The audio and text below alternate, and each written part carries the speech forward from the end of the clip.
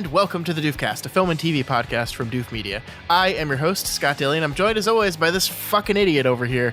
It's Matt Freeman. Affirmative. This particular individual is unscannable.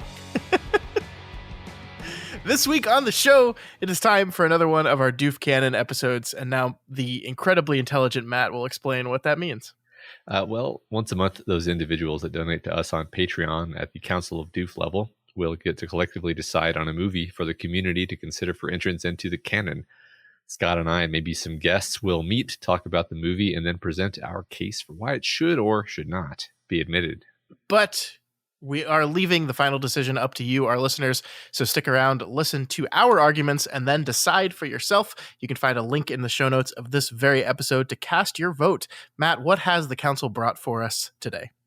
This month, our council has nominated the 2006 film Idiocracy. I think we should say, actually, that technically it was a tie. There was a tie between this film and between The Usual Suspects.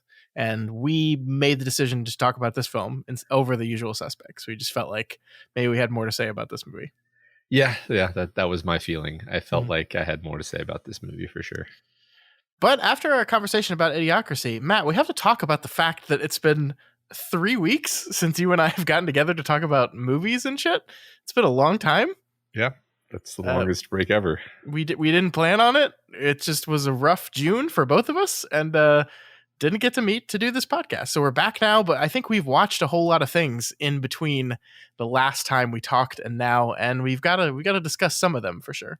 Yeah, maybe the highlights, the stuff that we liked or, hated. Or, despised with every fiber of our being. Yep. But first, let's get into Idiocracy. At the dawn of the 21st century, the Army began a top-secret experiment. Meet Joe Bowers, our first subject for the human hibernation experiment. As you know, this is highly classified. However, if successful, we believe humans can be stored indefinitely. However, the trial run was prone to human error. See you in a year. And Joe slept slightly longer than expected. Half a millennium, to be exact. Matt, what is this movie all about? Private Joe Bowers, a decisively average American, is selected as a guinea pig for a top-secret hibernation program, but is forgotten, awakening to a future so incredibly moronic, he's easily the most intelligent person alive. This movie was written by Mike Judge and Eden Cohen and directed by Mike Judge. It stars Luke Wilson, Maya Rudolph, and Dax Shepard. And Matt, I need to know, what did you think of Idiocracy? Well, I've seen this movie a ton of times. Mm-hmm. This is a classic comedy movie, and I've always liked this movie. I've always thought this was a hilarious movie. Always enjoyed the hell out of it. I haven't watched it in a long time, and of course, I watched it again this week, and I liked it again. What's funny is maybe I liked different parts of it more than I used to, and certain parts of it less than I used to. Maybe we can talk about that later, but sure. Overall, still liked it quite a lot. Still enjoyed this movie quite a lot. How about you? Yeah, I like this movie a lot. Obviously, there's parts of it that have not aged well. There's words that people say in this movie that we don't say anymore. I will not be repeating those words because we don't say them anymore. So those parts were a little bit tough to sit through. But I do think we'll get into this, but I do think there's a point to them being used in this movie. I think this is very much a movie of its time, which is really interesting because I think this movie has kind of become a meme in the culture that anytime we're upset about the state of our country or the world, we look at it and go, oh, we're just becoming like Idiocracy, right? But I think this is very much a movie of 2006, and I think this movie definitely reflects a lot of the common sentiment amongst people living in the Bush era America, for sure. And I think that's really interesting, and I don't love all of this movie. I think there's a lot of funny stuff in it, but I think the stuff that I found the most funny on this watch was not the stuff that I have ever really found the most funny in this movie, which is weird. Yeah. I agree. You said a bunch of stuff just now that I want to take in different. No, it's fine. But like, I found myself like 3 different things you said. I was like, oh, I want to follow up on that. I want to follow up first on the idea that this is a movie of its time, which I think is very true. Very true. I do wonder if this movie will be baffling to people who are much younger than us, or into the future, because the stuff in it that is emphasized is the stuff that if you were looking around in roughly 2006, you would be saying, man, everything is so dumb. Mm-hmm. Like we live in this culture that almost seems to celebrate stupidity. There was a whole meme that like the whole leadership of the world and the country and the corporations was just stupid and dumb, and we were all going in the wrong direction. And that's what this movie is speaking to. Yeah. If this movie was made today instead, it would look completely different.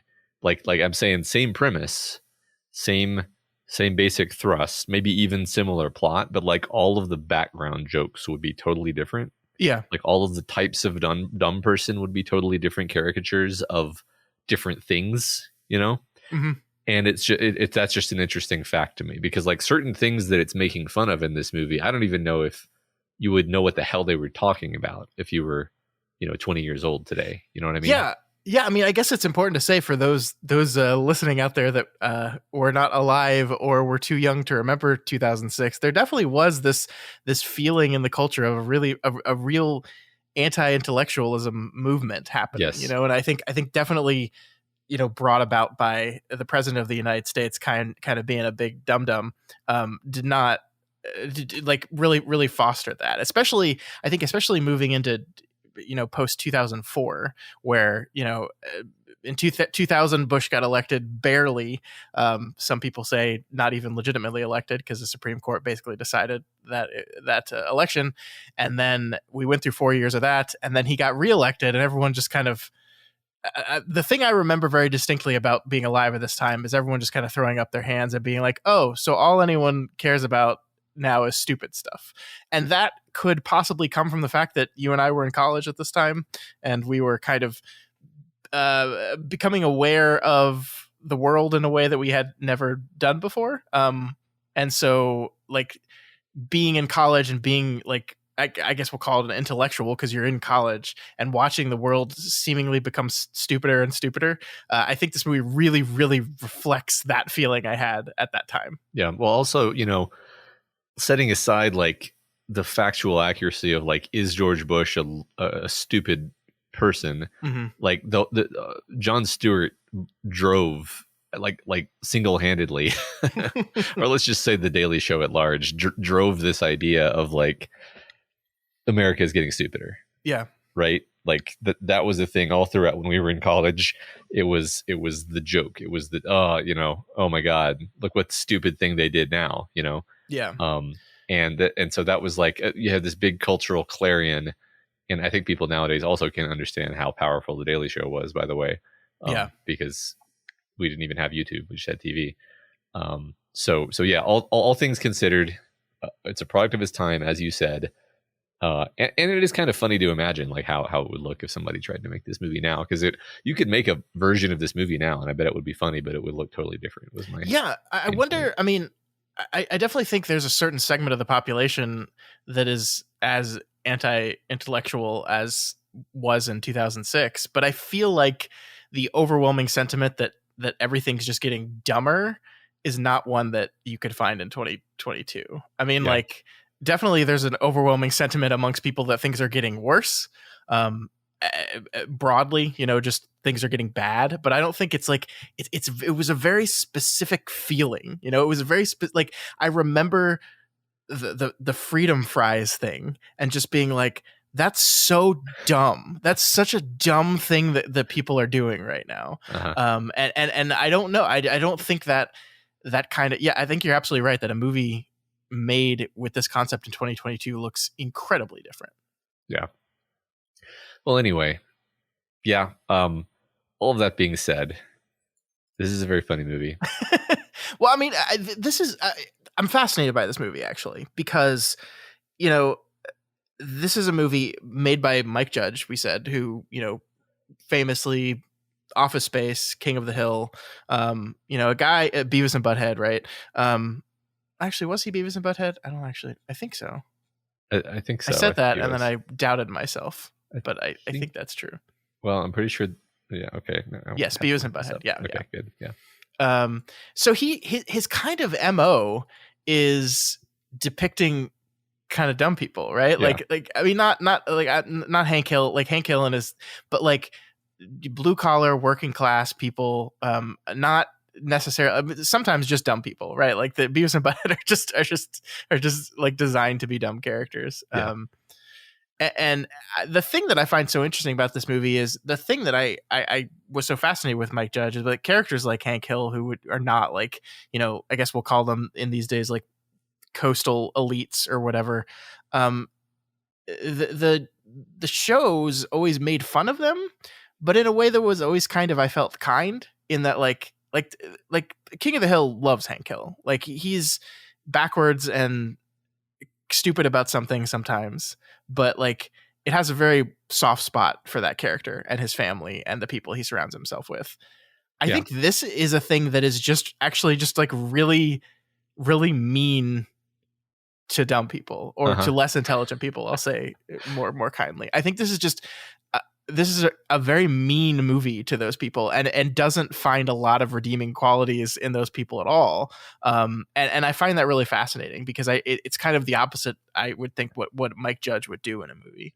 Yeah, I mean, so okay, I think the movie it does two things which are actually distinct, but it muddies them together in a way that I think probably doesn't serve the movie, and it is probably part of why maybe it doesn't age as well as it could. And the two things are kind of conflating dumb people with anti-intellectual culture. Yeah. And because it's obviously a massive plot point that everyone in the movie except for the main character is very dumb.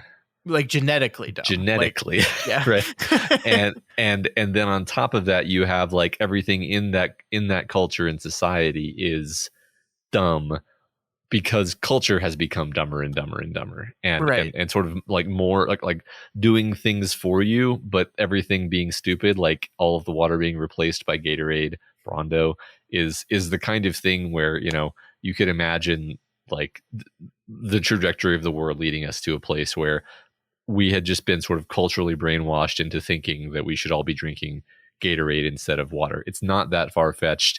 We were conditioned to think that fat was bad for you, and we spent 10 years eating low-fat yogurt that was full of extra sugar in an effort to lose weight. So like definitely it's not even that far-fetched. So I just wish I wish that they had kept away from the whole idea that everyone was like genetically inferior to the main character. I don't think it's necessary for the movie to work. It feels like a weird. You're totally right. I mean, this is the basically the intro of the movie where we see the two families, right? The case study of the two intelligent intellectuals that never have kids versus the dumb redneck that has a bunch of kids. I don't think that's necessary to get the point across, like, because the point of the movie, and I think Luke Wilson says it at the end, is like everyone should like try to care about being smart more and learning things and understanding things and reasoning out problems. Like you all should care about that more. And I think that you can have a movie that satirically gets to this point where the number one movie in America is just a butt on screen for 90 minutes. Without bringing the genetic part into it. I do agree that those feel discongruous, and it's one of the things that definitely hurts the movie, I think, because you're sitting there going like, oh, it's not a good look, Mike. Yeah, it's very dark. It's a very black. It's a very black angle on the comedy. Whereas, like, you know, I think it would have been as good, if not possibly better, to just insinuate that like you're totally capable of being made stupid by the culture that you're in. Yeah. Like what's funnier, laughing at Al My Balls because you're dumb, or laughing at Al My Balls because you have been trained to think that this is the pinnacle of entertainment? Yeah. Even though you're just like, you know, you are yourself, whoever you are sitting there listening to this. Imagine that you were raised in a world so stupid that Al My Balls was actually the pinnacle of entertainment. Like that's, or you know, But Ass. Sorry, Ass. Yeah. the best movie ever. It won 8 Oscars, including best screenplay. Yeah, like that to me is funnier and also kind of scarier in a way. Not that the movie is trying to be scary, but like it makes you think more personally. The world doesn't become dumb because the only people that are breeding are people of a higher or lower random intelligence measurement. The world becomes dumb because the culture tells people not to try to value intelligence. I think that is a lot scarier, and it feels at times certainly a lot more accurate, right? Like you don't have to have low IQ individuals to have a dumb culture. Like I think we experienced that. Like I think there was a lot of stupid stuff in the 2000s, and there's a lot of stupid stuff now, and you don't have to have low intelligence to look at your options and only value the lowest common denominator stuff. Yeah, I mean, I say all the time that I think Twitter makes us as a society dumber, and I think that Twitter makes me personally dumber to use it. And the fact that I continue to use it is evidence of that. Because it's like it's a tool that amplifies all of your like emotional, poorly thought out responses, and like only allows short, emotionally charged takes through the filter, and literally filters out anything long and nuanced, because we don't have time for that shit. You can't fit that into 40 characters. It's not going to make it. And it's a horrible thing. So like in that sense, I actually think that our culture has become dumber since this movie came out. It's just, it hasn't, like the meme of talking all the time about how stupid everything isn't as pervasive as it was in the mid 2000s. Yeah. I mean, I think, I don't know, there was the talk about like how everything's stupider has this air to it of like not superiority, but obviously, when I talked about those things, I certainly felt superior in my youth. That look at all these dumb people. I'm not like that. But I don't know. I think just the angle and the tone of the way we talk about the doom of culture is much more serious and darker these days than just look at these dummies over here doing this stupid thing. It's much more like I think actually when we talk about the worst parts of our culture these days, we talk about it with they're scarily smart and insidious, and maybe in some cases giving people and organizations too much credit, in my opinion. But like we tend to assume this kind of Machiavellian type of intelligence of the worst parts of the culture, whereas that's kind of the exact opposite of the way we talked about these things back then. That's a very interesting point. I mean, it's funny you pointed out the Freedom Prize thing, and it's like, hey, the Freedom Prize thing didn't hurt anybody. Yeah, it's the Freedom Prize thing was dumb, but it was dumb in a silly, harmless way, and it was almost it was like the cheapest possible way of scoring points to say, like, oh my god, look at how dumb they are. Do they really think it's going to do anything? And the answer is like, no, they don't actually. Like, like this, we're all just being silly here, folks. Yeah, yeah. I feel like we're talking around the movie a lot without actually talking about the movie. But that's what the movie does, I think. You're right. And I mean, I think it's hard. We always have a little bit of a harder time talking about comedies because, as we've said before, the tendency is to get sucked into just repeating the jokes.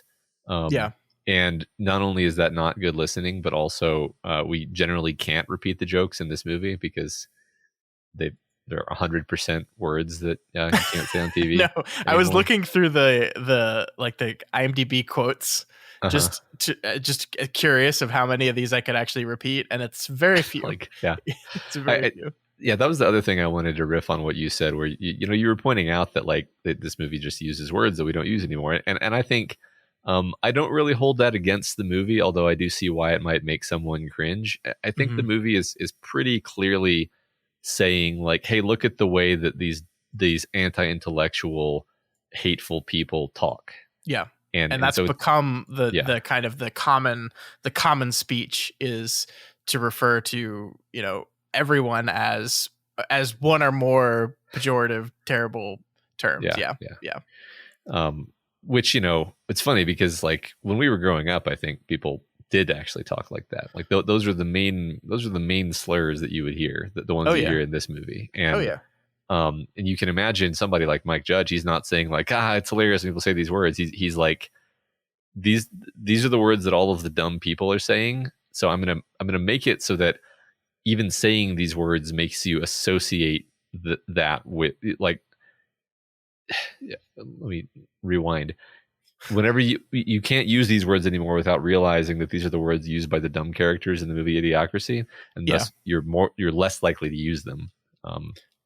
No, I think you're totally right there. And I mean, I don't think we're saying this to like give the movie a pass for using these words, but I do think it is specific. And I think that the places where it made me the most uncomfortable, to be honest with you, is when the narrator repeated words. And again, that's doing it for a very specific reason. They're repeating the vernacular of the people that are speaking, but coming from this authoritative narrator voice was very shocking to me. Yeah, I mean, I have the whole movie memorized, so none of it was shocking to me per se. But yeah, I know what you mean, for sure.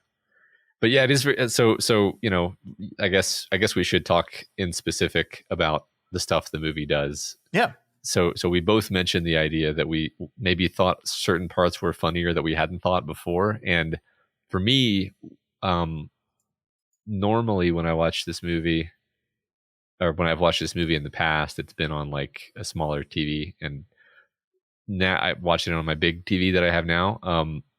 I notice a lot more of the visual jokes because you can like read stuff you couldn't read before. Just like minor example would be when you see his like government ID card that gets created, it says his name and then weight and then like hair, yes, eyes, yes, which is just the most minor and inconsequential sight gag, but it's just an example of like the kind of thing that is actually everywhere, like on almost every moment of the film has visual jokes in it, like the clothes they're wearing are always just like billboards basically. I don't know if I even could tell that on a smaller TV. You can't really make out the fact that their shirt is just made of like hundreds of corporate logos, but you can't avoid noticing it when you've got a more modern TV.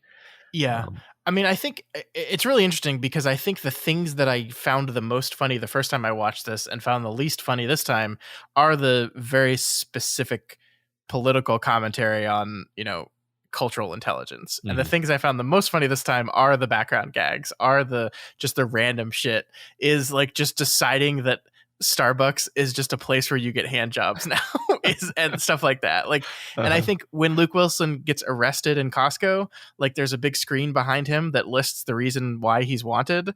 And it's like for being a dick, for escaping from jail, for fucking up lots of shit. And it's just like that kind of stuff is peppered all throughout the movie. And I agree with you. It's some of the most fun stuff. Like the guy, the greeter at Costco, welcome to Costco. I love you. That's hilarious. And I don't even know why that's hilarious. And like, it's just this random thing they threw into the movie. And I think there's so much of that. And I think it does make the movie better. Yeah.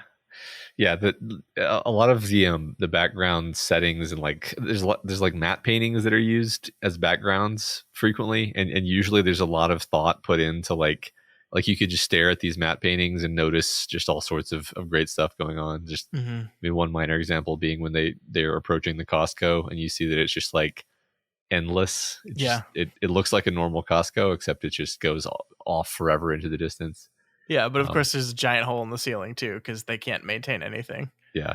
I love the wide shots of the city where like buildings are falling on other buildings and then just like strapped together. Like I don't even know how you would get a strap around a skyscraper, but it just has a strap around the building. Yeah. I don't know. Like I think the sequence when he first crashes into the future, and the guy who ends up being his lawyer is watching Out My Balls, and like then he gets up out of his chair and you realize that his chair is a toilet. Like everything about that sequence is just perfectly executed to me. Yeah, because it doesn't call attention to it. Like it just happens. And there's a scene later in the movie where he's back in his apartment, and the guy character's name is Frito because everyone in this movie is named after a product because it's very, very pointed commentary. But he's talking to him later and he just pulls down his pants and sits down on the chair again. And so that's a great payoff of the earlier gag that you realize it's a toilet, and it goes completely unremarked on. Like it's just there, and that's why it's funny. Yeah, absolutely. So there's that whole class of joke, and then another thing that I just found myself tickled by on this viewing was just just the performances in general, but specifically just like a lot of just reactions to things where very often just like a minor character like Luke Wilson would say something, and some minor character with very few lines would just react to him in a way that was hilarious.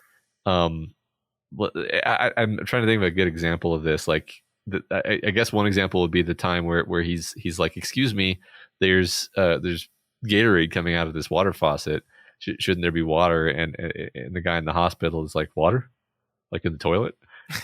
And then he just like laughs. This like, it's just like the laughs that he delivers is just perfect. Mm-hmm. And that's the kind of thing that happens a lot in the movie, where what's funny is just like the believability level of the acting. Like a lot of the characters in the presidential cabinet are also really great, and like the way they react to things is half of the joke. Like it's not so much what they're saying as like their complete earnestness in the way that they say it. Yeah, this doesn't sound very funny the way I'm describing it, because it's very abstract, but it's just like half of comedy, or maybe even more than half of comedy, is like selling it, you know? Yeah. And the movie really does a great job at that. They're all fully committed. And I think that's like I talked earlier how I thought this was a very mean movie, but I do think like it's also kind of not in some ways, because I do think the movie really loves the earnestness of these characters, because I like very few of them are like actively bad. They're just ignorant, right? Like they just like, they don't understand and know what to do, and so they're reacting with fear and violence and these kind of things.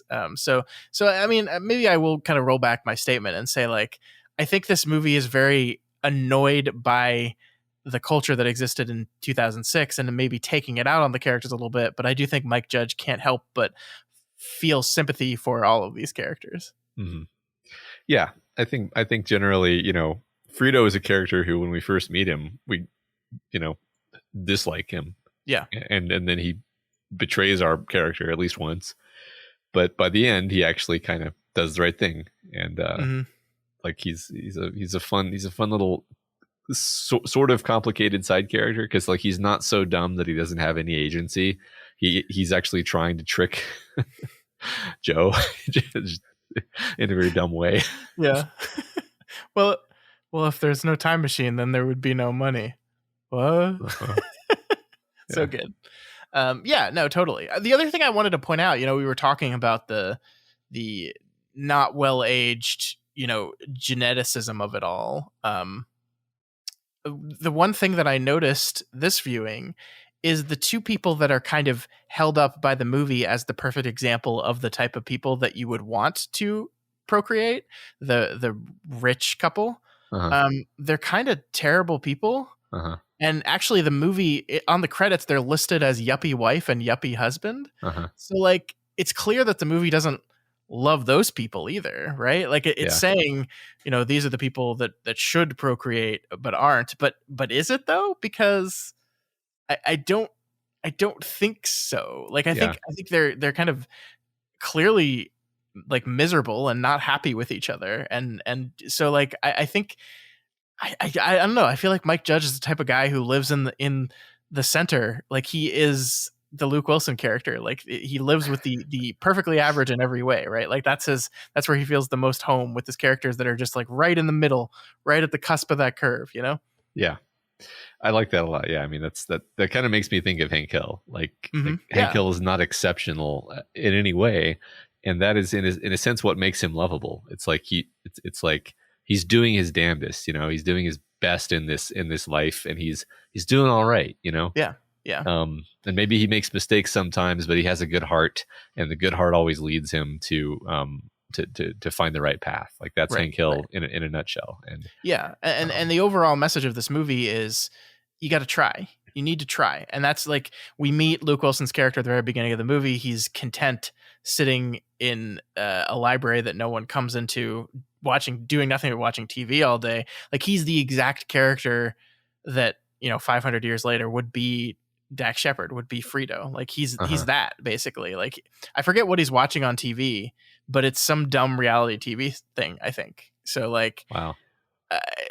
He that's exactly who he is, and this experience makes him learn that I'm not like, he's not exceptional, right? He's average intelligence, like by design he's average, but he says I need to do something. I need to try to solve problems. I need to care. I need to try to learn, try to understand. And that's what the movie's really saying. And again, I think this is what the whole bring genetics into it hurts it, because you don't have to say these people are genetically dumb to get the point across. In fact, I think it works better if you say they could be just as intelligent as anyone else if they just tried. Yeah, but they're not. They're not right. doing that. It would have been better if he show them like, well, here's how you go about trying to solve a problem, and then they realize that they can do it. As it is the movie. If you take the movie's fictional universe seriously, it's a super depressing ending, because you're basically saying he's not going to be successful because this dysgenic effect is going to get worse and worse, and the fact that he briefly tried to like be a beacon of intellectualism is just going to be totally swamped going forward. Yeah. And I don't like that. I don't like how the ending kind of reverses on itself by making the same joke at the beginning. Or like, oh, Frito had 15 kids and some of the 15 dumbest kids that have ever existed on the planet. And it's like, no, you just like, then there is no hope for mankind is what you're saying. Yeah. And I think, what's funny is there's a lot in the movie where you can almost see like, it didn't have to be that way. And maybe in some version it wasn't. Like I always think about the character of President Camacho, where like he's actually smart. Yeah. like he clearly he became president because he's like a natural leader. He's like I noticed on this viewing in particular the moment when they're saying like, well, what do we do about the nuclear reactor? And then they're like, we could put toilet water on it. And Camacho, he shakes his head like, oh my God, like we're so doomed because he knows that that's dumb. Yeah. But so like the idea of like, oh, everybody is dumb. It's like, well, no, it's just somebody like President Camacho as a character. It's like, he's been rewarded for using his intelligence in this particular way to basically become a movie star, which is, all kinds of ironic. It's prescient for sure. And prescient. Yeah. But like, if you have a society where problem solving is rewarded, then people will demonstrate that kind of intelligence. Right. So like that to me would be a more kind of, if you were going to redo this movie, unquestionably that would be the direction that you should go, and you should, in terms of like showing the characters like, hey, you don't have to be this way. I totally agree. It is so frustrating because it's there, like it's totally there. It's like the kind of conceit and the revealing point of the movie is him making that exact argument to the populace, and then they just inundate it with these other things that you're just like, okay, sure, why, whatever. You just kind of cut your legs out from under you. So yeah, that's the frustrating part about this movie, because I do think so much of it works really well and is very, very funny, but yeah, it just can't get. And I wonder, like, if you look at like the writer's room process, the writing of this movie, like at what point did they decide we needed to include this specific genetic stupidity argument thing? I don't know. I think this is, a fair thing to talk about, because the movie is almost perfectly fits the definition of a satire. I mean, it's like, if probably appears underneath the definition of satire in the dictionary. And so if it's a satire, then we're allowed to say that it maybe kind of fumbled in trying to make the point that it either appeared to be making, or muddied the point that it should have been making, or what have you. Because like, is the point of the movie, does the movie want you to walk away from it at the end of the day saying, oh, honey, we're smart, we definitely need to make kids right away. Like, no, absolutely not. That's not, I think what like Mike Judge is trying to get across with the movie. What he's trying to get across is we as a culture need to look at what we value and what we don't value, and we should probably value intelligence and problem solving higher than we currently are. Yeah, and reward it higher. Yeah. I mean, it's funny because you could make a movie that was where like you were supposed to walk out of the theater going like, man, I should definitely have kids, but it would look totally different from this movie, right? And it would focus on more like, hey, kids are awesome, and you should have kids because kids are awesome. Yeah, that's why, not for this weird reason that this movie outlines. Yeah. So yeah, I think you're right. As a satire, including that muddies its message to the point where I think it fails a little bit there, which is a shame because there is so much funny in this movie. Yeah. We haven't talked about Maya Rudolph very much. She's great. I really like her. I do think another thing that has aged poorly about this is like she is seen as inferior because she's a sex worker, and so like she never reveals that to Luke Wilson throughout the entire movie. I mean, that's very funny that like he doesn't know, even though she's just like, it's very obvious. But I liked her character. I it's one of those things where they needed to have like a love story thing going on here. She doesn't get too much to do in the movie, except for, you know, the moment at the end where she kind of spurs the thing that ends up saving Luke Wilson's life. But I don't know. What did you think about Rita? No, she's great. I mean, what's funny is, you know, she's been in a bunch of other stuff since this movie, but it wasn't until this viewing for some reason that I like connected that she's the same actress that I've seen in a bunch of other stuff. I love her so much. Maya Rudolph, like she's in so many good things. She's phenomenal. She's a wonderful actress. She's very, very funny. I like her a lot, and she's great. She's great in this. Yeah.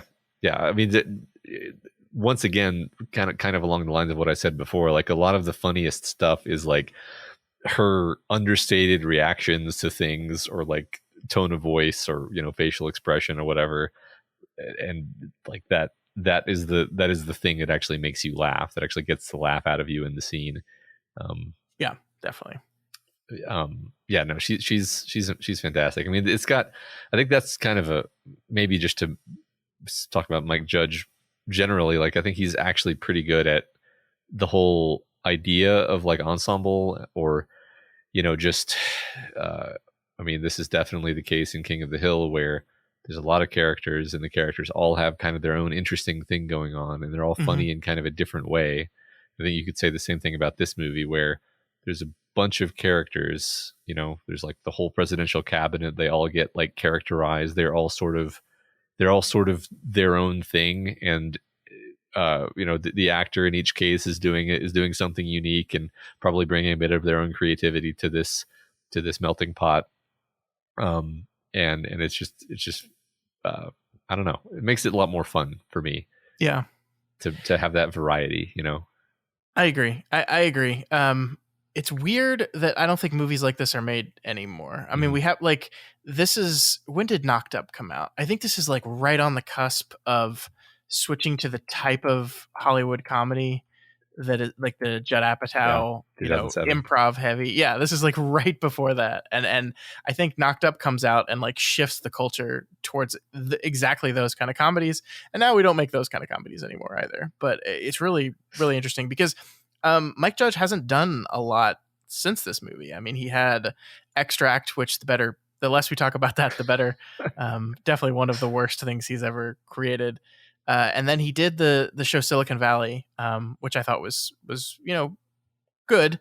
I kind of mixed on it overall. Like some seasons and some storylines were absolutely great. Some were just but overall a good show, Silicon Valley. And that's really it. There's a new Beavis and Butthead movie on right now on Paramount Plus. I don't think he directed it. I think he just executive produced it. But so like his type of comedy, I feel like for the most part, the world has kind of moved on from.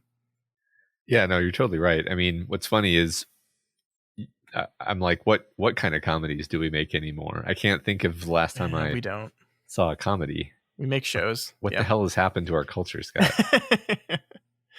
We just have Ass the movie. That's all we have right now. I mean, we have not. Well, that would Ass would be preferable to just nothing.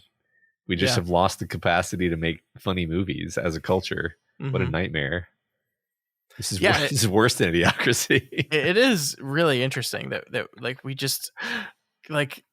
I mean, like Netflix will release some comedies, but like these small budget Netflix comedies. But yeah, like the big Hollywood comedy just doesn't do well anymore. That's so weird. And of course, this movie didn't do well. I mean, that's an important thing to note is this movie bombed, and it bombed specifically because the studio refused to advertise it because they were worried about offending all the corporations that this movie takes a dig at.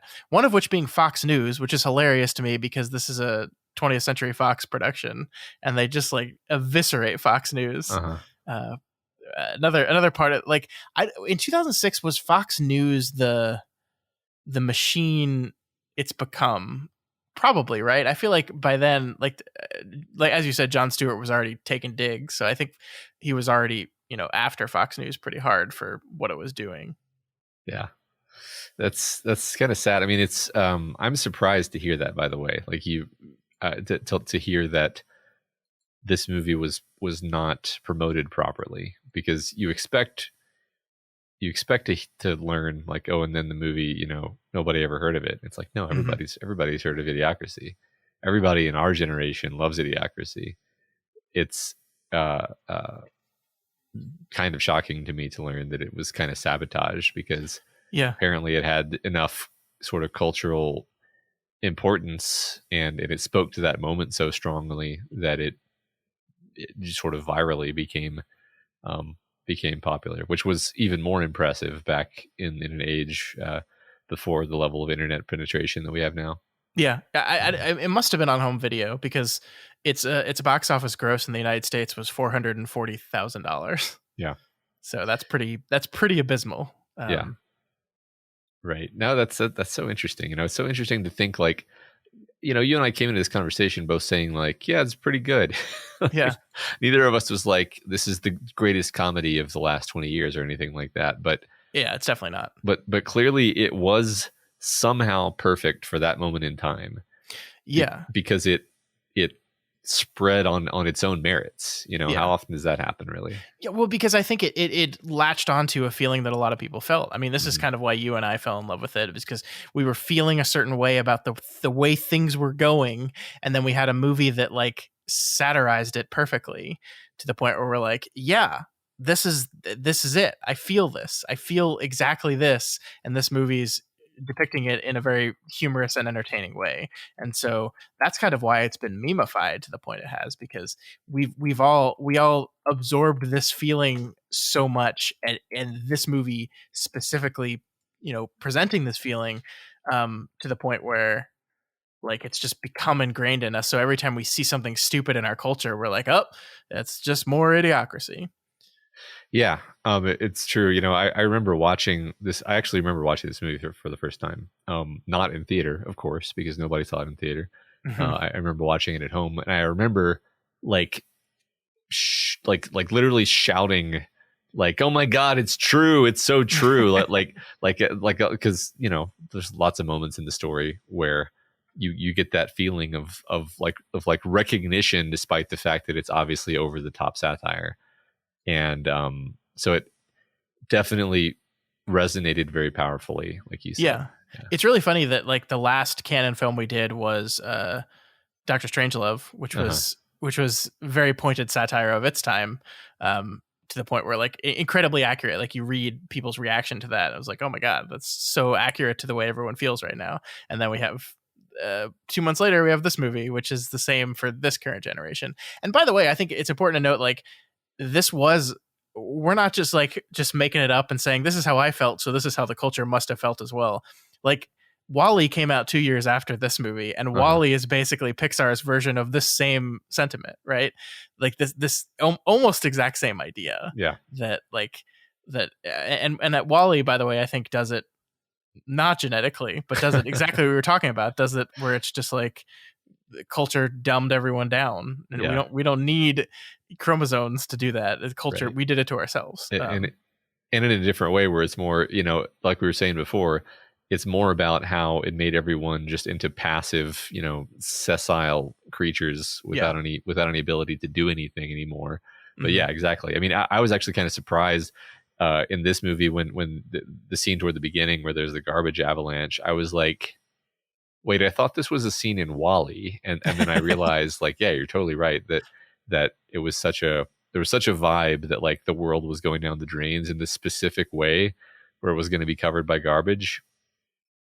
By the like that's one totally wild thing that I think maybe people these days don't even know, or maybe don't remember, or maybe won't even acknowledge is true, is that like when we were brought up in school, we were taught that like where all the garbage was going to go was going to be just like the defining problem of our generation. And we were just going to be like buried in garbage, and just like garbage mountains were going to be a problem in our future. And it's like, yeah, no. What happened to that? I mean, like, that was never a serious problem. That what happened to it is that it was never a problem in the first place. It was just like somehow the meme entered into the public consciousness that like there's too much garbage. I think it might have been because like cities like New York City were having trouble literally getting the garbage out of the city, because that's sort of a logistics problem. And thus like garbage would pile up on the streets. And then there's that giant like floating island of garbage in the Pacific Ocean, right? I mean, that's still definitely a thing. That's a thing, yes. But that's not like growing exponentially or anything. I actually read a little bit about like how landfills work, and it's actually, there's so much science behind what we do with our garbage. It's pretty fascinating, actually. I could stand to learn more about that. Yeah. Like we want to increase oxidation as much as possible to encourage things to rot and break down, but that also releases a lot of heat. So we like don't want to do it too much, because then the trash would set on fire, and we don't want that. So it's like this carefully controlled thing. It's really fascinating, like how we do it. But yeah. I would imagine it also released methane, and you don't want to literally explode your entire. True.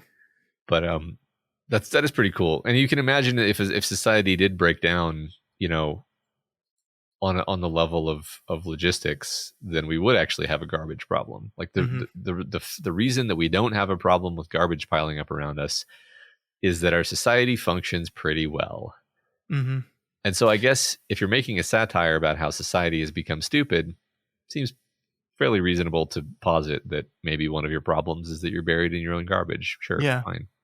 Well, one of the things that fascinates me most about this movie is the fact that everyone's still doing jobs, right? Like, the garbage avalanche is caused by someone driving a garbage truck and dropping a bunch of garbage at the top of a mountain because they're just dropping it. But that like, so there's still a job in which someone picks up garbage and brings it somewhere, and there's still a job in which there's doctors, and that like society is collapsing in this, but people are still doing their jobs. They just don't have any understanding of why they're doing it. Like if you think about it logically, there's a woman that sits in front of the reception area at the hospital who presses buttons based on what's wrong with the people. But like someone at some point manufactured a thing that just had different pictures for what was wrong with people.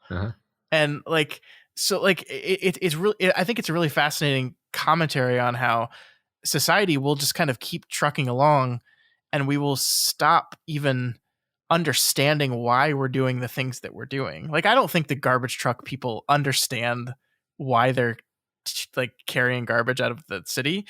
Like nothing in the movie says that they do, because when the garbage avalanche happens, like no one's doing anything about it. They're just like, oh, I guess there's just a bunch of trash here now. Okay, just carry on with my day. And yet there is still garbage trucks. And so like I think that is a pretty pointed commentary on society that, we'll forget why we do things, but we'll just keep doing them and doing them like more and more poorly each time because we've forgotten the reason for it.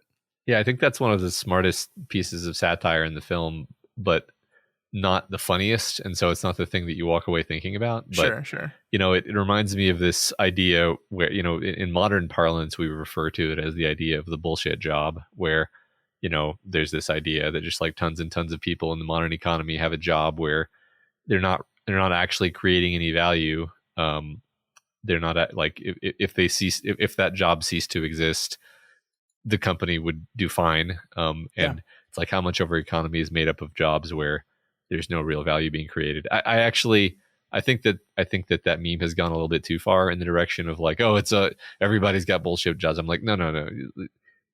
Sometimes that happens, but also we're actually just bad at understanding where value is being created in the chain.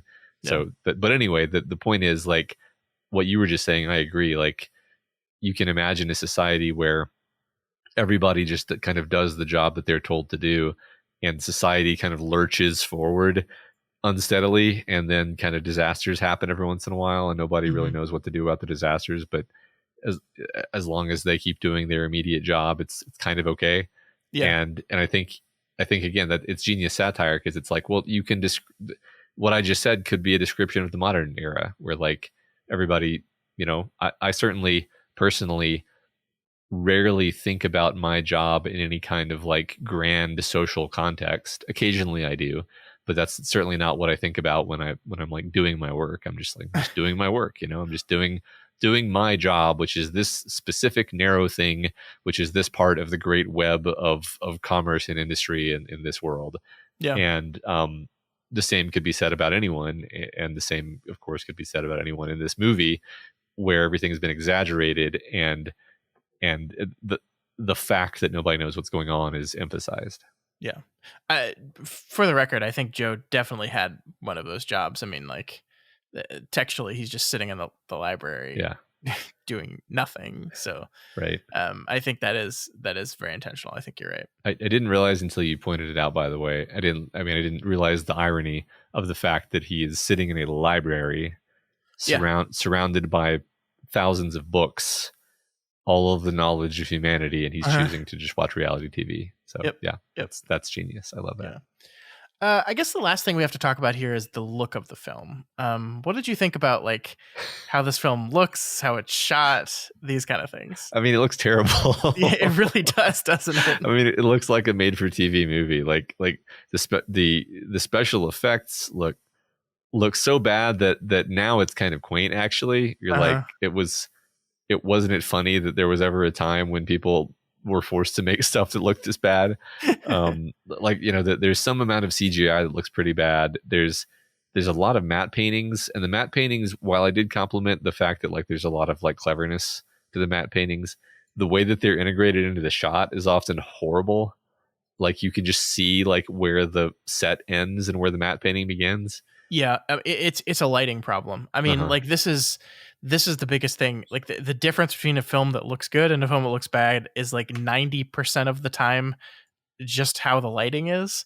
And I think the lighting in this, it's like way over, like it's just way too bright constantly. That's why you think it feels like TV, because it's just like every set is just, there's no contrast in this movie at all. It's just like everything is brightly lit, and then they've like put like a sepia sheen over it to make everything kind of grimy a little bit. I guess that was the goal. It just doesn't look very good at all. Yeah, that was one thing I was very conscious of watching it on my good TV. Was like, oh my god, this never noticed this before, but it looks terrible. Yeah, this is one of those things where like I like really interesting. So I looked at who the cinematographer is for this, and they also did Bill and Ted's Excellent Adventure.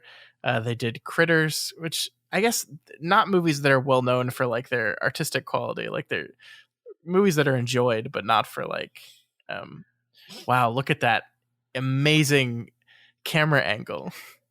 Yeah, I mean, that's interesting because you could say all three of these films have a certain visual flair to them, but not in the way that we now think of it. I don't know if that makes any sense. Yeah. I mean, the Bill and Ted movies have a lot of weird visuals, but also at the same time, they distinctly have that like TV lighting that you're referring to. Yeah. I mean, listen to these movies. I think this is all going to make sense to you. This is the cinematographer. He's done, by the way, he did Extract. He did The Invention of Lying, which was that Ricky Gervais film. Which was not very good. He did Hot Chick. He did movie 43. He did Sex Tape. He did Get Hard. So he is kind of, his lane is these very specific kinds of comedies. And I think the one thing all these kinds of comedies have in common is they're just not too interested in cinematography. Well, you could argue that they all know that these are not movies that are going to be widely consumed in theaters, probably. And so maybe he's just making them so that they'll look good on a television, you know? Yeah. Like, maybe. Because they did look, that's what's funny is I always thought Idiocracy looked fine. And it's like, yeah, well, if you're watching it on a TV, like there's a reason why you think of TV as being shot the way TV is and, you know, brightly lit. And it's like, because that's what CRT televisions were good at showing, you know? Yeah. Why work so hard to light your set perfectly with perfect amounts of light and contrast and darkness if it's just going to be displayed on a shitty CRT that isn't going to pick up any of that? Right. It doesn't have the kind of dynamic range that can show any of the nuance that you're interested in capturing. That's so true. Yeah.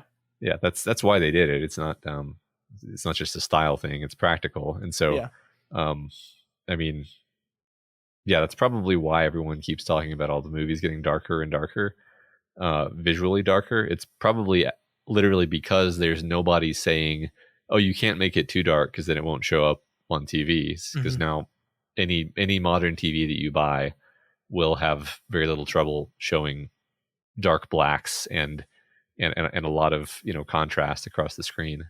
Yeah, no, I think you're right. So that's, I never thought about that. But yeah, I'm pretty sure that's it. All right. Are we ready to vote? I am ready to. I mean, we have to be ready to vote. We got to make ourselves ready to vote. Yeah, I'm pretty torn on this one, man. This is not an easy decision for me. Like I said, I liked this movie a lot. Did I like it enough to rise to the level of, yes, this needs to be on our list? I'm gonna cheat and do the thing I normally do, which is say, if I could only have one Mike Judge property in the canon, what would I want it to be? Would I want it to be this? And I think the answer to that question is no. We don't do TV shows, or it would be King of the Hill for sure. But I think Office Space, to me, which we haven't talked about very much in this episode, is just a much more cohesive, better done satire of, you know, modern work culture versus this kind of being this attempting to be this very broad, impactful satire of culture at large. Yeah, I think I have to agree. I mean, I think if you'd asked me before I watched this movie, what do I like more, Idiocracy or Office Space, I might have said Idiocracy. But upon rewatching it, I don't want to go as far as saying like it didn't hold up, because that's not true. It's still very funny. But I think maybe it's not as funny as I remember it being. And maybe that's because I've changed, or because culture's changed, or just any of the stuff we just talked about. And I don't want to say like, oh, I don't like this movie. This movie's not good. It's like, no, this movie's good. I like this movie. I don't know this movie needs to be on the list of like the list of, I define the canon as like the movies that I think people should watch. And I don't know if people need to watch this movie. Yeah. That's all. I think one of the things for me too is I kind of no longer think that culture as a whole is getting dumber. I mean, obviously I think there are segments of it that are always going to be anti-intellectual, but I kind of don't share that opinion anymore. Whereas I still work in offices all the time, and I still know that movie is just has completely captured the feeling of working in an office. Which is even more important now that we preserve it in movie form, because offices no longer exist because we had COVID and we got rid of all offices, and no one's ever going to go into an office anymore. Right. Correct. It is interesting that Mike Judge is almost making these like, it's very specific kinds of comedy that are like reacting to specific moments, you know, because even Office Space, like that was a specific era of what the United States office culture looked like. Yeah.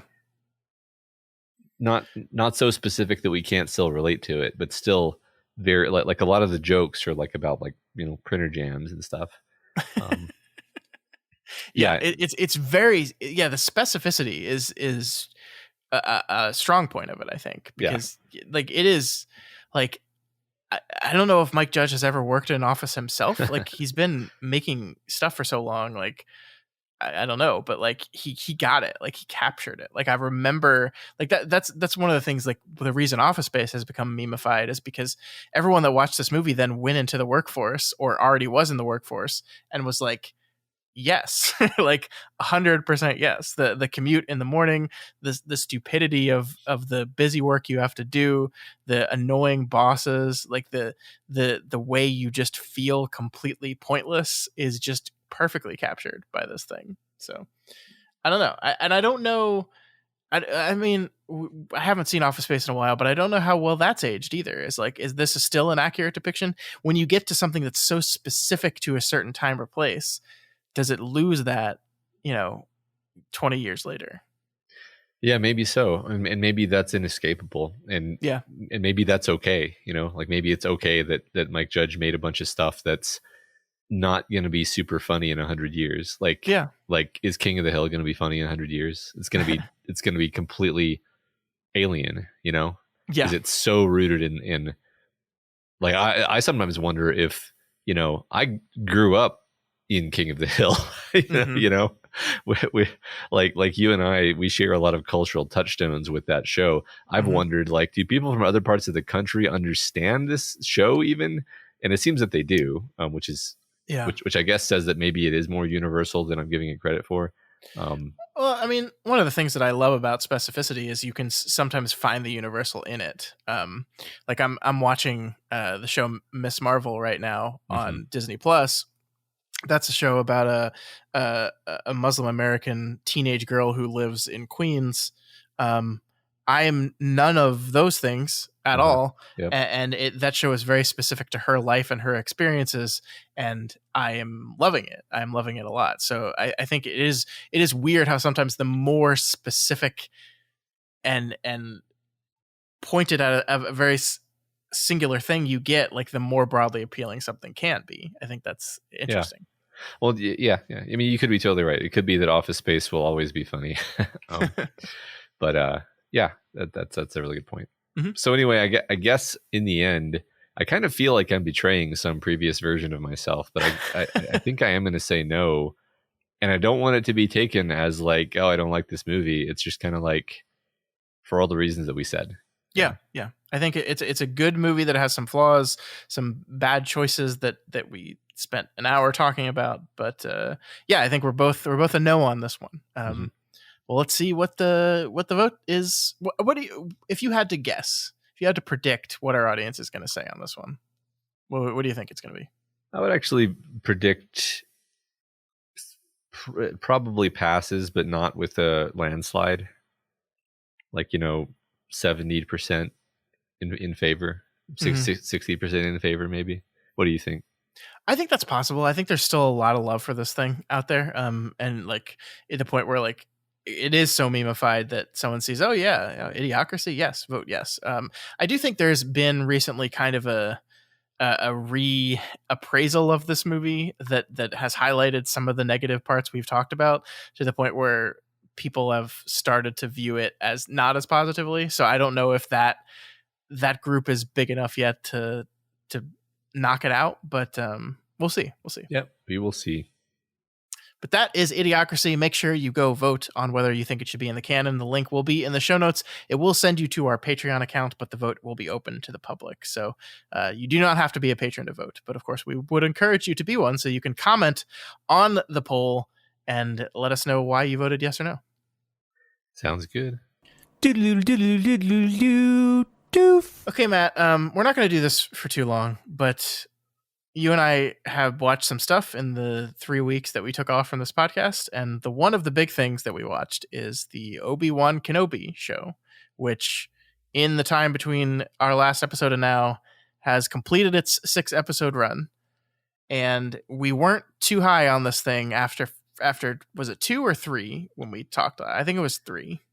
I don't remember. Yeah, it might have been two. It was 2 or 3. I don't know. And I'm very curious to know how you felt about the end of Obi-Wan Kenobi. I did not like the Obi-Wan Kenobi show very much. It didn't really make me feel anything at almost any point. Maybe there were a couple moments in there where I was like, oh, that's interesting. I think maybe there was a moment in like episode 3 or there were a few things toward the beginning where I was like, oh, this is a promising direction. But then it just, it was, I think the one popular take I've seen, which I agree with, is like, this just should have been a movie. There was enough of a story for about 2 hours of storytelling. And then there was just a lot of slow repetition and stupid stuff and cartoony, childish stuff. And overall, I other than just like Ewan McGregor being Ewan McGregor, there's just like nothing here for me. What did you think about Obi-Wan? Yeah, I didn't like it. I think we talked pretty negatively about it, but I was still kind of positive on like the basics of the storytelling it was doing the last time we talked. And then we got to episode 4, which I think is the worst of the 6 by far. That's the one where they basically recreated A New Hope, going to the Inquisitor facility to rescue Princess Leia. I think that episode was horribly written and horribly directed and shot, and like it was just awful in every single way, to the point where I almost just gave up on the thing. But I ended up watching the last 2, and I mean, I'd be lying if I said there weren't parts of the show that I did enjoy, but I think it's a show with its hands tied behind its back. I think that and I'm not the type of person who says prequels are bad, no prequels, we should never do prequels. But I just think the story they chose to tell here was a story that could never be satisfying in any of the ways you want a story to be satisfying, because we know what happens to every single one of these characters. And I think that's it's a really interesting thing to talk about stakes when it comes to storytelling, because we talk about stakes a lot. We talk about tension a lot. We talk about how these things work. And I've rolled my eyes at people who look at the Marvel movies and say like, oh, this is dumb because there are no stakes, because of course the good guys are going to win. And I roll my eyes at that and be like, yeah, okay, but like the stakes of the scene are almost never, is Iron Man going to die? They're always, is he going to overcome some inherent limitation or flaw within himself to succeed? And that you can feel the stakes of that. Yeah. This show doesn't do that. And so you have this really clunky ending where Obi-Wan is fighting Darth Vader again, and we know the outcome of that story. We don't know the outcome of that story to the point where we know both of them have to walk away from this basically unharmed. And they tried really hard to make this about Obi-Wan realizing that Anakin was truly gone, but that's not what the show was about at all. Yeah. Like, and then the other half of this is the Reva character. Is her name Reva? I can't even remember her name because she's not a good character. Reva. What? Some Reva. And the thing that's frustrating about this character to me is like, I understand why they went this direction, because I think if you're sitting in a writer's room like trying to come up with plot for this show, and like one of the things is you say to yourself is like, oh, what if one of the characters is a youngling that Anakin didn't kill, and so they harbor this resentment towards Anakin, and we could use that, we could do something with that. And I think that's a really intriguing idea. I do. And I just think the show fumbled every bit of it, like from the reveal of who she is to her confrontation with Vader to the finale of her arc. Again, talking about stakes, is her walking up to Luke Skywalker, and then there having to be this moment of, is she going to kill him or not? And that is kind of her moment of her arc, right? Is she going to become the thing that she hated or not? We already know that the answer to that question is no. Uh-huh. Like, we already know that. So there's nothing you feel there in that moment. And the weird part about it too is that like Obi-Wan had nothing to do with her realization. The main character of the show, the title character of the show, had nothing to do with her change. He didn't actively participate in that at all. In fact, he did the opposite by manipulating her to bring Vader down to give her exactly what she wanted. Like his input in her arc is revenge is good. Actually, here you go. I'll give you Vader. It'll allow me time to escape. And that's such a weird choice. It's stupid. like it's they don't know what they're doing. Like I have no problem just like saying that they don't know what they're doing with what are these characters supposed to be thinking and feeling. And the fact of the matter is Obi-Wan Kenobi is a complete inconsistent train wreck of a character because they had to take a movie that was made in 1970 something where he was portrayed in a very particular way by Alec Guinness, and then 573 different other things happened later that all did different things, but then sort of had to be retro continuity with that thing. And now this has the burden of being like in continuity with all of that stuff and bridge it to the Alec Guinness version of the character. And they couldn't do it because it's impossible, because it's impossible because it's a stupid situation to be in, and you shouldn't have tried to do it.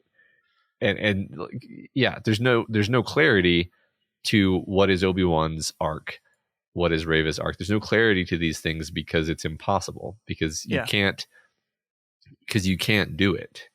Well, because we know he has to be a hermit on Tatooine. Yeah. That's the most confusing thing about this to me, is that it seems like what they wanted Obi-Wan's arc to be is that he's this character who has lived the last 10 years with his head stuck in the sand. He's, buried his lightsabers. He's ignoring the world. He's wrapped in his own guilt for failing his Padawan, and he's not engaging with the world. And then throughout the course of the show, he sees people fighting. He sees people resisting. He sees people carrying on with their lives.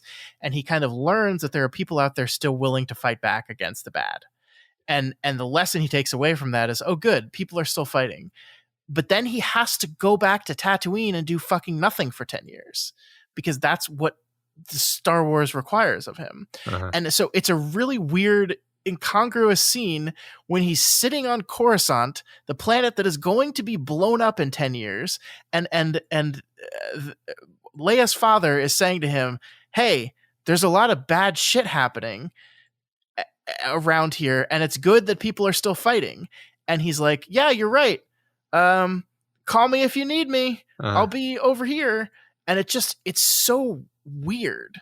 Yeah. It doesn't work at all. It does. Again, I'm just gonna have to repeat myself almost. Like, the reason is because they're beholden to two radically different visions of who this character is. One of them is the really rather like headstrong and kind of aggressive General Kenobi who fought in the Clone Wars and the prequels and in the cartoons and everything.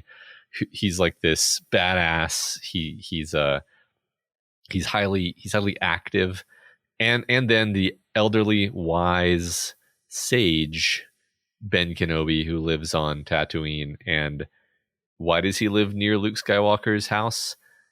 We don't know. The first movie certainly never says, oh, Ben Kenobi lives near Luke Skywalker because he's keeping an eye on Luke Skywalker, specifically because Luke Skywalker is Darth Vader's son. None of that is in there. He just by coincidence lives near Luke Skywalker. That's literally it. And they have to bridge these two versions of the character, and they literally can't because it's impossible. So they can't. It's an impossible trap. You can't think of a solution to the problem because it's impossible, and they shouldn't have tried. So to you, there's no way of telling the story good. Yeah, probably not. I think that like a real good story needs to start from some kernel of like authenticity of a character that you can connect to and feel that they're real and understand their choices. And it's like, well, look, like you're asking me to inverse solve for something where I don't see any solution to that problem. And and like you just pointed out, this is almost the best they could have done, and it didn't work, and it didn't, it didn't feel right. And it's like, yeah, because you don't really buy that character would have done that. You can make the same criticism of Yoda, by the way, where he's like, Yoda just goes into exile. It's like, oh, okay. That doesn't make sense. He wouldn't. Yoda wouldn't do that. The Yoda in the prequels wouldn't do that. You have made an inconsistent character arc. This is. I mean, what's funny is I don't think even any of this is central to why I didn't like the show. Like I just found it boring and slow and completely lacking in any kind of like moment to moment tension of creating stakes for me to care about, and then moving the episode along using those stakes. It was always just very shoddy on like the directing and the writing for pretty much everything. Yeah. The only stuff that I liked at all was like Darth Vader doing cool shit, and that's just kind of pure childish nostalgia, and not like, oh, it's because they did a good job. It's like, no, it's because he's got a cool costume. And some childish part of me has been waiting my whole life to see him do cool shit. And I actually thought that they did manage to do some cool shit in this show. But interestingly, I didn't really like the final duel very much. I didn't either. It was a big nothing to me. I didn't feel anything from it. Yep. I have to say, I don't. This is maybe a nitpick. I'm more just curious to see if you agree with me at all. I don't like the way the lightsabers are being shot in any of the newer movies or TV shows. It seems to be playing up the reflective nature of the color way more than it ever has. Well, in other words, it's making it as if they're like these incredibly bright light sources. Yeah. This like blindingly bright light sources in the scene itself, whereas in the older movies, they didn't seem to emit any light at all. And that's, of course, because of the technology limitations. Yeah. But it also gave them kind of a cool otherworldly feeling. Like the idea that you have this like bar of blue or green or red light that is not itself emitting light, that gives you a feeling of like otherworldly science fiction magic coolness. It's not correct, but you don't care because it's already magic, so you're just like, yeah, sure, whatever. I guess lightsabers don't emit light. But then in the prequels, they basically maintained that. Like in the prequels, the lightsabers didn't really emit light because I don't know.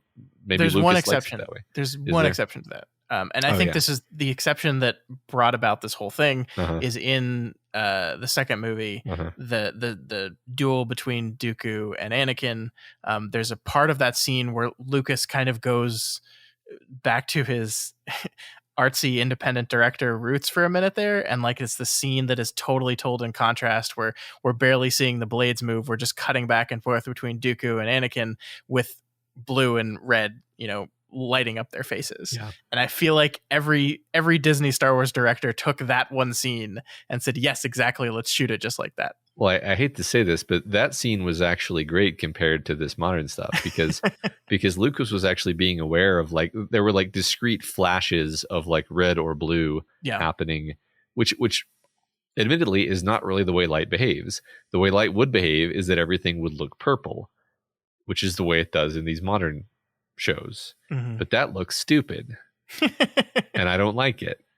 Yeah, it doesn't like. I agree with you. They're trying to make it look cool and stylistic, like that particular scene you're referring to, but it doesn't end up looking that way. It just everything ends up purple, and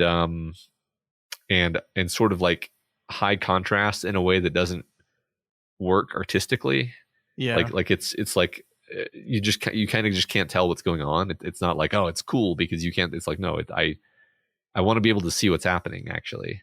I don't like it. I mean, this is broadly a kind of the thing I wanted to conclude on this conversation with you about, because like, I think it's time for me to just accept that I just don't like Star Wars. And like, and like, it's not even, I don't like Star Wars anymore. It's like the thing that is Star Wars to me is a thing that has not been Star Wars for so long that Star Wars is basically not that thing anymore. Like, this thing, this Obi-Wan Kenobi show there have been much more of this in the world of Star Wars than there have been of the things that I actually liked.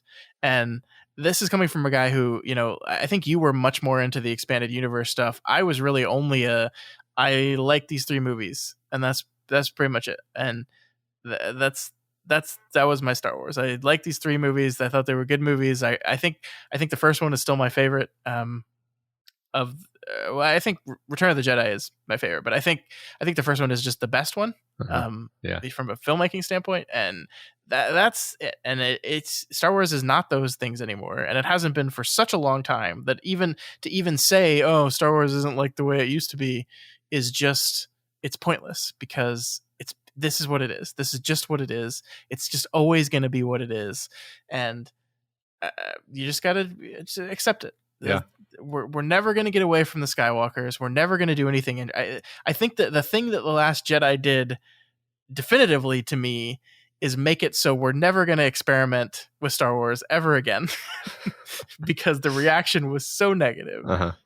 It's really, I mean, we're going to look back at The Last Jedi as a real watershed moment within this whole Disney thing, because Disney loved that movie. Like, they gave Rian Johnson a trilogy off the back of how well they liked working with him and the product he delivered. I don't think they were ever expecting the reaction that movie had. And now, any Star Wars thing from now on, there's going to be a person hired on the thing that is what are the fans going to think about this person? And that's going to be on every Star Wars property released for the end of time. They're never going to let what happened with The Last Jedi happen ever again. And that's just the way it is now. You're probably right. The only contrasting point, which maybe isn't so much of a contrasting point, is that Mando, Mandalorian, the Mandalorian TV show, in a certain sense it was experimental. In another sense, it was very safe, because it was what I kind of liked about it is that it, at least at first, had no real roots in the other movies. It's just this other character. He's totally separate doing his own thing. Kind of looks like Boba Fett. That's pretty much it. Eventually it starts to get more connected. But that's the inevitability of it. It's like, I think it was allowed to do that. Yeah.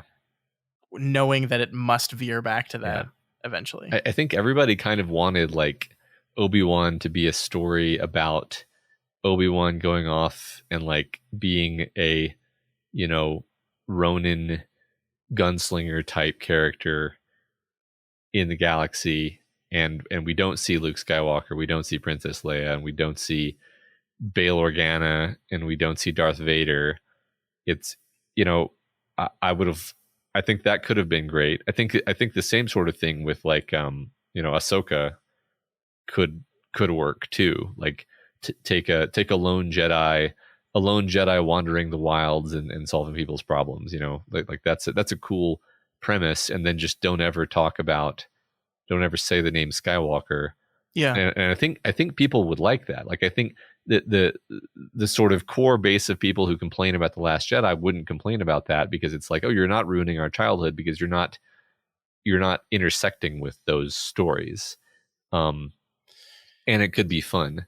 But no, yeah. I'm this is kind of a tangent. I mean, I agree with you in general. Like, the way I see The Simpsons now is, like, The Simpsons 1 through, like, 13 or so is The Simpsons, and everything after that is just, like, fan fiction, basically. And that's how I need to start conceptualizing as, like, modern Star Wars. It's like, it's not Star Wars, Yeah, but I mean, even I would say it is that is what Star Wars is. And then the thing that you're remembering is something else entirely. Yeah, I mean, you just got to find a way of binning it in your mind, because fundamentally what they did is they tricked us by slapping the same marketing label on 50 years of movies and TV shows, and trying to trick you into thinking that, like, you're buying the same product, when obviously you're not buying the same product anymore. You're buying totally different product. Yeah. And to your point about what the show could have been, remember the kid very early in the show who's running away from the Inquisitors, that gets fucking hung because this is a show for children. imagine him and Obi-Wan teaming up to do something, and you have this young kid who is like fighting still and is like, no, like the Jedi have to fight for peace and order in the galaxy. We have to take down the Empire. And you have this old curmudgeon Obi-Wan living with the guilt he has, pushing against that. And this kid shows him that you can still be Jedi. And the show will still have the same problem that it has to return him to point A no matter what at the end of this show. But I just feel like that's such a clear way of exploring his character and the things he's struggling with. And I agree. Like, don't put Darth Vader in it. Have him be like a threat looming. Like, I think you should still have a moment where someone tells him that Anakin Skywalker is still alive and he is Darth Vader. Like, I think that you have to do that, but you don't need Darth Vader to be in the show for that moment to land on you. Yeah.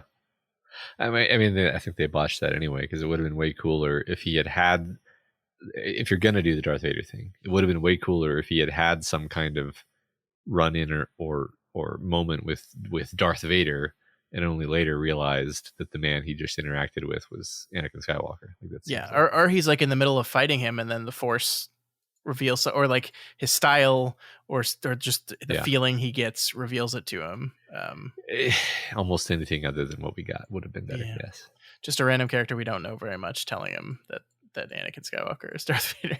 Yeah, right. Yeah, or rather, actually, he knew, right? I forget, like, because he knew that Darth Vader was Anakin, but he wouldn't have necessarily known that the man in the giant black suit was Darth Vader.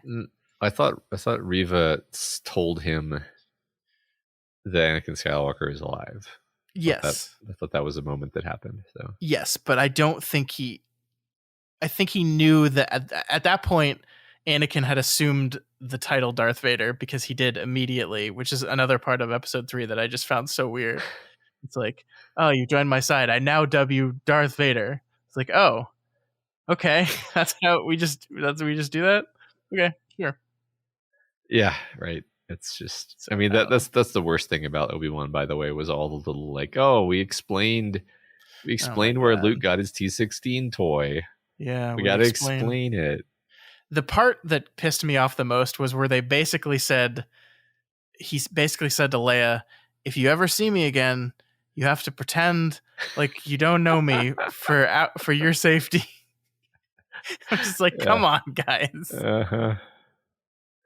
Oh God, yeah, it's so lazy. I don't like it. I don't like it. Yeah, don't like it. It was not a good show. So at the end, Obi-Wan Kenobi, not very good. Sorry. We talked about that for longer than I thought, so I just wanted to end on a positive note here and tell you about 2 shows I have been watching that I do love very much. Please tell us. So Miss Marvel came out, I think we've done 4 episodes now. So I think it started running in the middle of Obi-Wan, and I was doing this thing each week where I was watching the Obi-Wan episodes and then feeling angry, and then I would watch a Miss Marvel episode on Disney Plus and then be like, oh my God, that was delightful and I love it. So that show is very good. I think it's my favorite Marvel thing that they've released so far. I will hold my final judgment, because as is typical with these Marvel shows, it could just fucking jump the shark by the end of it. This week's recent episode was one that started really getting into the lore of the superpower she has, and I was very much missing the teenage drama, but also there are superpowers nature of the show. So I'm worried it's leaning too far into that direction, and by the end of it, I'm going to be frustrated. But as of right now, I love Miss Marvel. It's this incredibly energetic show with a wonderful lead character. This girl is so good. She's so confident. Like, there's so many different ways you could do this character, like make her like more shy or reserved or awkward, and she's just so assured and certain of herself in a lot of ways, and it just is delightful to watch. It's a great show. So my kids currently hate both Star Wars and Marvel TV shows. Do you think they would enjoy Miss Marvel though? I think so. I mean, there's definitely a lot of like, she's a character kind of obsessed with the Avengers and Captain Marvel specifically. So like, if they're going to roll their eyes as soon as they see like the Hulk or Iron Man like merchandise everywhere, then they're not going to make it. But I don't know. I think so. Okay. Yeah, we'll give it a try. The other show I wanted to heartily recommend is a show called The Bear that has dropped all 8 of its episodes on Hulu. Matt, this is like the best show I've seen this year. It's so fucking good. The basic concept of it is the main character is a professional chef that works at one of the best restaurants in the world in New York City. His brother kills himself and leaves him this shitty sandwich shop that he owned in the South Side of Chicago. So this like world-class chef has to go home to South Side and kind of take over his brother's sandwich shop and try to make it into something better than it is. It is so good, man. It's like, I've never worked in a kitchen, but it's one of those shows that is like extremely specific to like what it must be like to work and interact with people in a restaurant. It has this wonderful cast of characters who you just fall in love with over the course of the thing. All of them are great. It's headed up by an actor named Jeremy Allen White, which I don't know if you have ever watched the show Shameless. Nope. But he was a character called Lip on Shameless, and he's phenomenal. It's 8 30-minute episodes, so it's like really quick, and I just binged it all because I couldn't stop. It just is incredibly remarkable. Like everything about it is just wonderful. Yeah, that sounds really compelling. I actually think I'll probably watch that. This is one of the rare times where I'm actually going to say, yeah, I'm probably going to watch that. Mm-hmm. Yeah, I mean, it's like if you like, I don't know how much like reality TV food stuff you watch. My wife and I watch a fair amount of it. Like that, like food stuff is really the only reality TV that I spend any time on, and it has this mix of like comedy and drama, but also Iron Chef, or not Iron Chef, but like a food challenge thing where like you're watching as they like frantically try to get the food ready before they open, and it's mixed that with the family drama stuff. It's just, yeah, it's so good. That sounds great. That sounds really, really fun. Really wonderful. I've been recommending this to everyone I know because I want them to make a second season so bad, because I fell in love with these characters. It was one of those rare shows where I was like, oh, it's over too quick, and I need more. So why is it called The Bear? Is that a spoiler? Kinda, not really. The main character's name is Carmen Berzado. So like he's, one of his nicknames is the Bear. Okay, gotcha. And there's other reasons that you'll see over the course of the show, but it's also very specific to Southside Chicago. Like this is actually a great conversation we had today about specificity, because I do not know anything about being a chef in a restaurant. I do not know anything about Southside Chicago. I don't know anything about, experiencing the incredible pain and heartbreak of having a brother that takes his own life. It's very, very specific, and yet I found it just fascinating and beautiful, and like, I don't know, it's just like I felt at home in the show almost immediately. Cool. Yeah, sounds like one of those artistic things that you will appreciate having watched. So I will do that.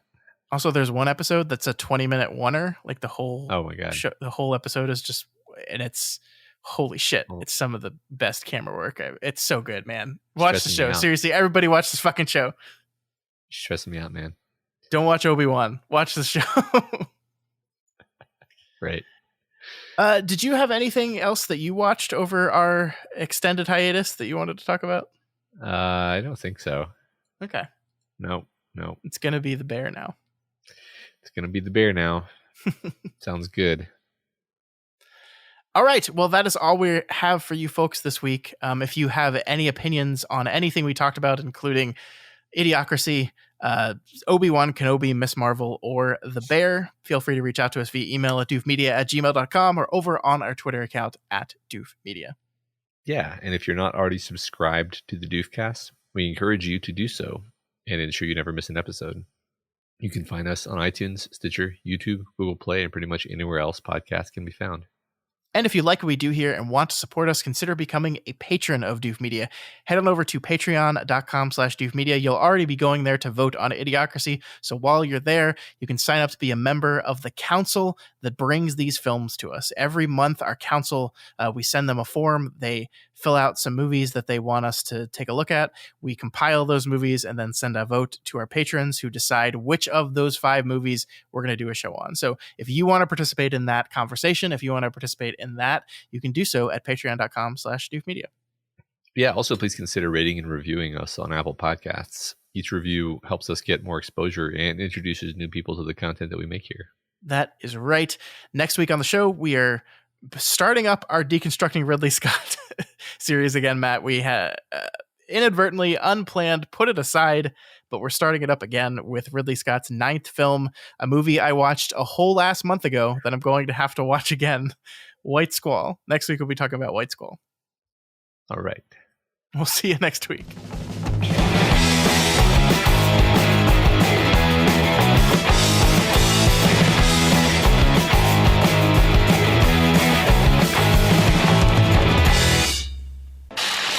My name is Doof, and you'll do what I say. My name is Doof, and you'll do what I say.